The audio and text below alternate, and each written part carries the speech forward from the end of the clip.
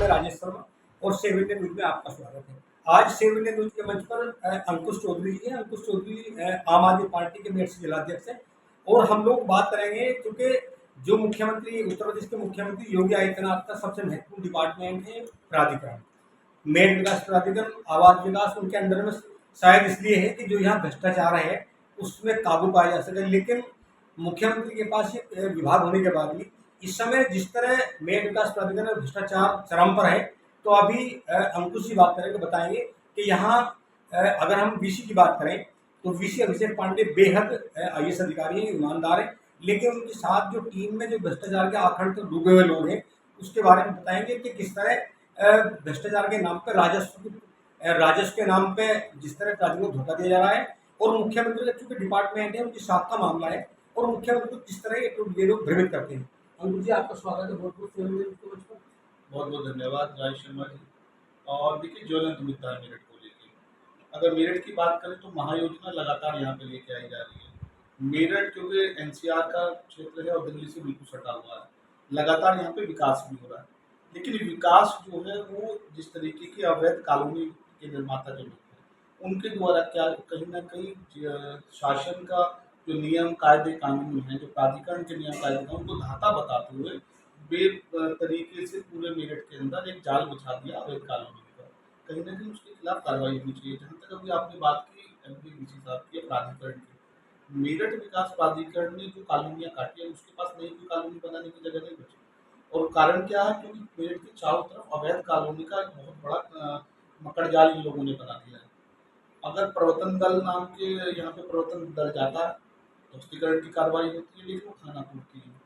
आप देखिए यहाँ पे मेरठ के अंदर जब प्रवर्तन दल कभी जाता है ध्वस्तीकरण के लिए तो उसके अंदर पवन भारद्वाज है और जब वो जाते हैं तो पहले सेटिंग एटिंग का खेल हो जाता है। कौन है पवन भारद्वाज?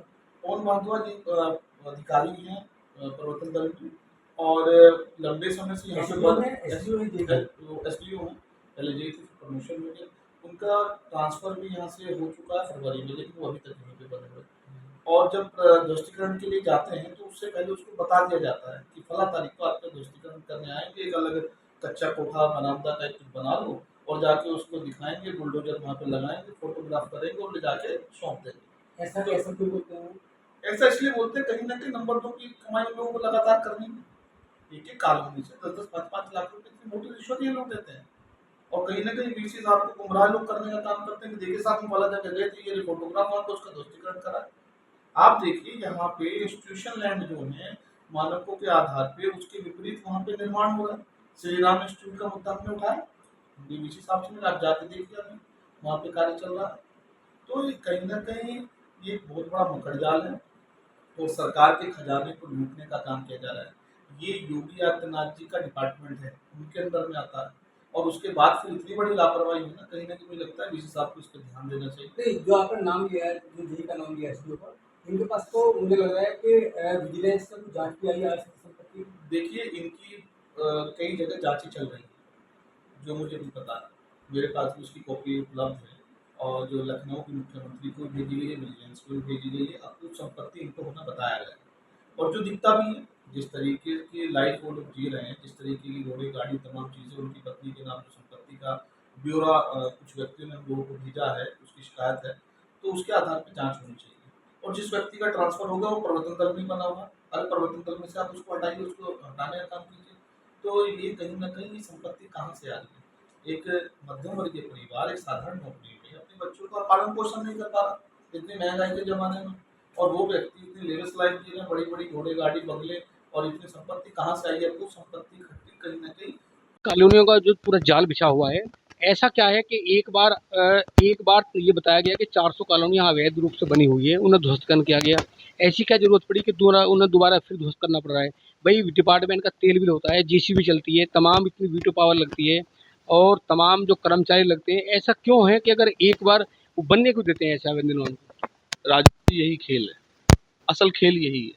और ये खेल शुरू होता है जब कोई कॉलोनाइजर वहाँ पे लैंड लेता है, वो उसका भराव कराता है, तमाम चीज़ें कराता है, रास्ते बनाता है, उसके अंदर पोल लगाता है, सब चीज़ें, और साइट ऑफिस बना देता है, वो प्लॉट बेचने शुरू कर देता है। जैसे ही उसके प्लॉट की बुकिंग वो काम शुरू करता है तो तुरंत प्राधिकरण का नोटिस उसके पास जाता है और वो नोटिस जो दबा दिया जाता है, 2-4-5 लाख की डील हो जाती है। जब कोई उस पर आवाज उठाता है या कॉलोनी दिखने लगती है कि अब इसमें सेल आउट होने लगा या कंस्ट्रक्शन का काम चालू हुआ, तो फिर उसकी शिकायत होती है और प्रवर्तन दल जो है वो जाता है और ध्वस्तीकरण की कार्रवाई करता है। लेकिन वो उसको बता के जाता है कि हम लोग आ रहे हैं, फला तारीख को आएंगे और यहाँ पे ये फला फला आपकी दीवार है, इसको हम गिरा के, तो कहीं ना कहीं ये सेटिंग गेटिंग का खेल है। आम आदमी पार्टी के जिलाध्यक्ष हो, तो अगर जैसा आपने बताया कि जेई के पास अकुत संपत्ति है और यहाँ लंबे समय ये रहे हैं पहले जूनियर इंजीनियर, अब इनका प्रमोशन भी हुआ, स्थानांतरण हो गया, लेकिन गए। देखिए, हमारे भ्रष्टाचार के खिलाफ आंदोलन से हुआ है और मेरठ में इस तरीके का जो भ्रष्टाचार जो व्यक्ति कर रहा है उसके खिलाफ मुझे लगता है कार्रवाई होनी चाहिए। हमने वीसी साहब को हम जो तमाम हमारे पास चिट्ठी आई हैं उनको संलग्न करके हम भी इनको पत्र उनको भेजने का काम करेंगे। वीसी साहब से हम व्यक्तिगत तौर पे बात करेंगे। ऐसे व्यक्ति को तत्काल प्रवर्तन दल से हटाई जाइए और जिसका ट्रांसफर हो चुका है वो अभी तक क्यों बना हुआ है, ये सवाल है। और कहीं ना कहीं और खाली फिर ये नहीं है कि आप वीसी भी इसमें इन्वॉल्व हो जाते हैं। अगर वो ईमानदार व्यक्ति हैं और सही लोग कह रहे हैं कि ईमानदार हैं, कई उनके कार्य ऐसे रहे हैं पूर्व में जिससे लोगों को लगा कि हाँ ईमानदारी से उन्होंने काम किया, लेकिन अगर वो ऐसे व्यक्तियों का संरक्षण करेंगे तो उनकी छवि भी कहीं ना कहीं इससे धूमिल हो रही है। तो ऐसे लोगों के खिलाफ कार्रवाई होना वो बेहद ज़रूरी है और जो जांचें उनके खिलाफ चल रही हैं वो चल ही रही है, उनका भी रिजल्ट आने वाले समय में आएगा। तो हाँ, इसमें प्रवर्तन दल में अर्पित यादव हैं, बताया गया कि उनके भी बहुत सारे ऐसे कारनामे हैं। देखिए, प्रवर्तन दल में जितने लोग हैं, अभी पूर्व में आपने देखा होगा कंकर खेड़े का एक मामला आया, इन सारे मामलों को अगर आप इनकी गहनता से जांच करोगे तो ध्वस्तीकरण के नाम पे कार्रवाई की जाती है और फिर उसके बाद सेटिंग गेटिंग का खेल उसके बाद शुरू होता है और अकूत संपत्ति इन लोगों ने इकट्ठी कर ली है। इन लोगों को क्यों नहीं भाई महीने 2 महीने में आप बदल देते, प्रवर्तन दल में फला व्यक्ति जाएगा, दूसरा व्यक्ति जाएगा, एक एक व्यक्ति इतने लंबे से क्यों बना रहा है? वो सारे बिल्डर को, सारे कॉलोनाइजर को जानते हैं। कोई ऐसा नहीं है कि मेरठ में हजारों कॉलोनाइजर हैं, कोई बहुत सारे बिल्डर हैं, 100-150 लोग हैं और वही लोग ग्रुप में मिलते हैं कि कहीं यहाँ लैंड ले ली, वहाँ लैंड ले ली।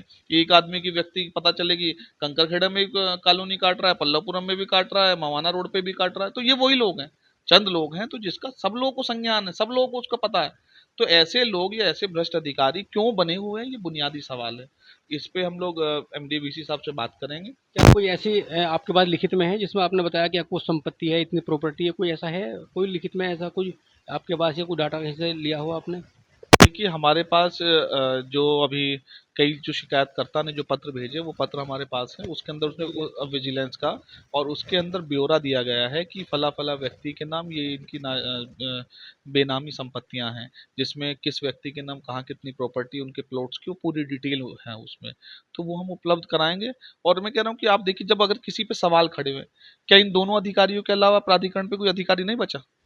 किसी और अधिकारी को जिम्मेदारी दीजिए जो ईमानदारी से इस काम को करे। इनके खिलाफ जांच भी होनी चाहिए ना? बिल्कुल होनी चाहिए भाई, ये तो सबसे पहला सवाल है। इन लोगों को हटा के इनके खिलाफ जांच होनी चाहिए और जांच जरूरी है।